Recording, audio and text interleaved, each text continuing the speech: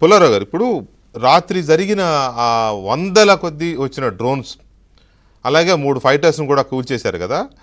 ఈ మొత్తంలో మన ఎయిర్ డిఫెన్స్ సిస్టమ్ కానీ లేకపోతే మన సామర్థ్యం కానీ ఏ రకంగానైనా చూసినప్పుడు ఆ యాక్యురసీ ఎంత యాక్యురేట్గా అంటే, గాలిలో ఈ దీపావళికి వచ్చే ఈ ఉంటాయి కదా, అట్లా వస్తున్న డ్రోన్స్ని టార్గెట్ చేసి ఒక్కదాన్ని కూడా రానివ్వకుండా కొట్టిపడేశారు. అంత యాక్యురేట్గా చేశారు కదా. దీన్ని ఆధారంగా చేసుకొని మనం మనకున్న సామర్థ్యాన్ని ఎలా విశ్లేషించుకోవచ్చు? ఒకటి ఇది ఫస్ట్ పాయింట్. ఇది వాళ్ళు ఏం చేయబోతున్నారో ఎవరో చెప్పలేకపోతున్నాం కదా. అవును, వాళ్ళు ఈ 500 పంపించారు, 2000 పంపించగలరా? ఇప్పుడు మీరు చూసేది ఏంటి, టర్కీ ఒక ప్లేన్ పంపించిందని. అది ఎప్పటి నుంచి పంపిస్తుంది? టర్కీకి చైనా డబ్బు ఇస్తుంది, టర్కీ అమ్ముతుంది. టర్కీ చైనా నుంచి డ్రోన్స్ వస్తే అల్లరైపోతుంది అని వాళ్ళు ఎప్పుడూ ఇచ్చేశారు చైనా. ఇప్పుడు నాకున్న బిలీఫ్ ఫుల్ ఫోర్స్ డ్రోన్స్ ఉన్నాయి పాకిస్తాన్ దగ్గర. అది మన మిలిటరీ వాళ్ళకి తెలుసు, అందరికి తెలుసు ఉంటుంది. మనలాంటి వాళ్ళు స్పెక్యులేట్ చేస్తే వాళ్ళకి తెలియకుండా ఉంటుందా? వాళ్ళకి పూర్తిగా తెలుస్తుంది.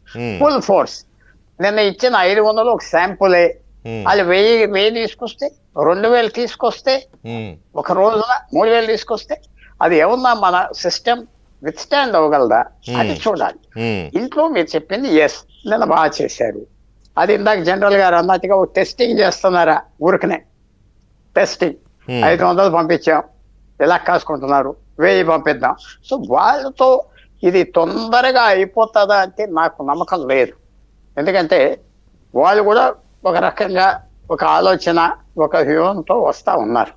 పెద్ద స్నేహితులు ఉన్నారు చైనా, మొదలనే చెప్తున్నారు, డబ్బు లోటు లేదు ఆర్మీ వరకు.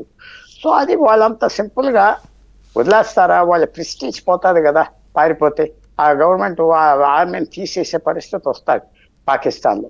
సో మనం అంత ఈజీగా వాళ్ళు వదులుతారా అంటే కాదనుకుంటున్నాను.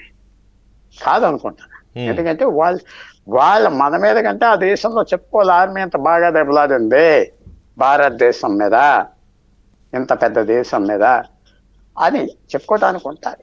ఈ వార్ అనగానే ఇప్పుడు మనం ఫుల్ ప్రిపేర్డ్ ఉన్నామా? నిన్న 500 వచ్చినాయి, 5000 వస్తే కోప్ చేయగలవా? 10,000 వస్తాయి, 6,000 వస్తాయి, కోప్ చేయగలవా? వాళ్ళు ఎందుకు పంపరు? ఇప్పటి నుంచి నిన్న మొన్న యుద్ధం జరుగుతుంది, భారతదేశం నుంచి డ్రోన్స్ తెచ్చుకున్నామని కాదు కదా. సంవత్సరం, 2 సంవత్సరాలు, 3 సంవత్సరాలు ఎప్పుడైతే డ్రోన్స్ పాపులర్ అయిపోయినా వాళ్ళు తెస్తున్నారు. వాళ్ళ ఆర్మీ కూడా ఇందాక మన జనరల్ ఇద్దరు అన్న మాట కూడా వాళ్ళు తక్కువ అంచనా వేసేయకూడదు. ఏం లేదు, ఏం పర్వాలేదు వాళ్ళు ఎంత అని మన మాటలు మనం నమ్మకూడదు. వాళ్ళు కూడా ఛాలెంజ్ ఇస్తారు, ఆ ఛాలెంజ్ ని మన వాళ్ళు ఎలా ఎదుర్కొంటారు, ఛాలెంజ్ ఇస్తారు. కానీ మీరు అన్నట్టు